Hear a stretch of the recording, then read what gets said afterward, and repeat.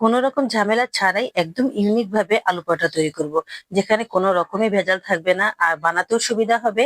বাচ্চাদের আলু পরোটা খুবই পছন্দ, কিন্তু মায়েরা ঝামেলার কারণেই বানিয়ে দিতে চান না।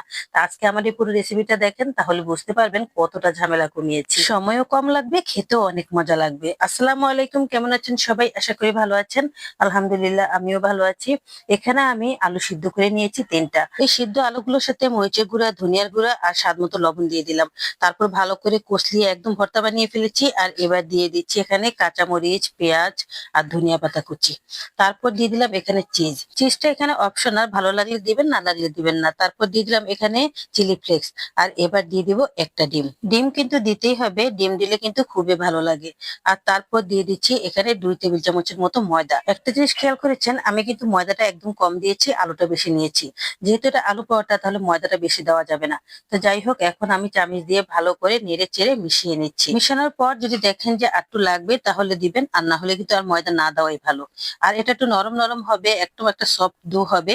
কারণ এখানে আলুর পরিমাণটা বেশি, ময়দার পরিমাণটা কমে রাখতে চাইছি। যেহেতু এটা আলু পরোটা, তাই ময়দার পরিমাণ বেশি দেওয়া যাবে না।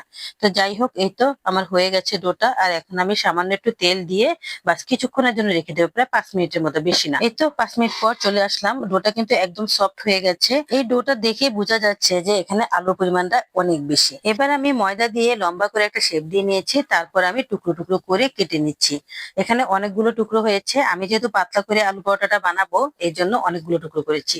তো যাই হোক, এখন গোল গোল করে এক সাইডে রেখে দিচ্ছি। এত সহজ ভাবে যদি আলু পরোটা আপনারা না বানাতে পারেন, তাহলে একদমই মিস করবেন। কারণ এটা খেতে যেমন মজা, বানাতেও তেমনি সহজ। একদমই অল্প সময় লাগে, আর ঘরে যে উপকরণগুলো আছে এগুলো দিয়ে কিন্তু আলু পরোটাটা তৈরি হয়ে যায়। এখন বেশি করে ময়দা দিয়ে তারপর আমি একটা একটা করে বেলে নিচ্ছি। কারণ এটা অনেক একটা সফট ডো, এখানে একটু ময়দা বেশি করে দিয়ে বেলতে হবে, না হলে লেগে যাবে।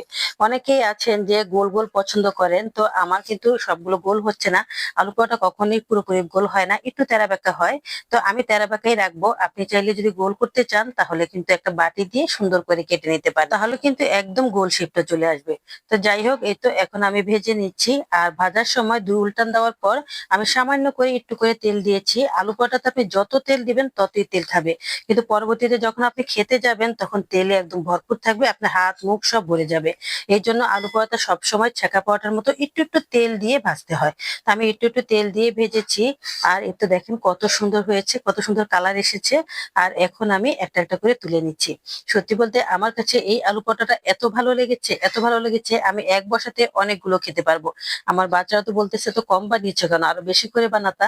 তো যাই হোক, আমি একটা ছিঁড়ে আপনাদেরকে এখন দেখাবো কত সুন্দর হয়েছে, কতটা সফট হয়েছে। সত্যি বলতে আলু পরোটা কিন্তু সফট হয় না, যেভাবে আমরা আগে আলু পরোটা বানাতাম ওভাবে কিছুতেই সফট হতে চাইতো না। জায়গায় জায়গায় আলু থাকতো, জায়গায় জায়গায় থাকতো না। কিন্তু আমার এই পরোটার মাঝে সব জায়গাতে আপনি আলু খুঁজে পাবেন। আর খুবই সফট হয়েছে, যেভাবে ভাঁজ করছি ওভাবে ভাঁজ হচ্ছে, ভেঙে যাচ্ছে না। আর এই আলু পরোটাটা ঠান্ডা হলো কিন্তু একদমই এরকম নরম থাকবে, খেতেও ভালো লাগবে, আবার মুখে লেগেও যাবে না। সব দিকেই ভালো, সুবিধা, একটু বানাতেও সুবিধা, কারণ অনেক সহজ। অল্প সময়ে অনেকগুলো আলু পরোটা বানিয়ে নেওয়া যায়। এই তো আমি একটা ছিঁড়ে দেখাচ্ছি, দেখেন কতটা সফট হয়েছে, কি সুন্দর হয়েছে।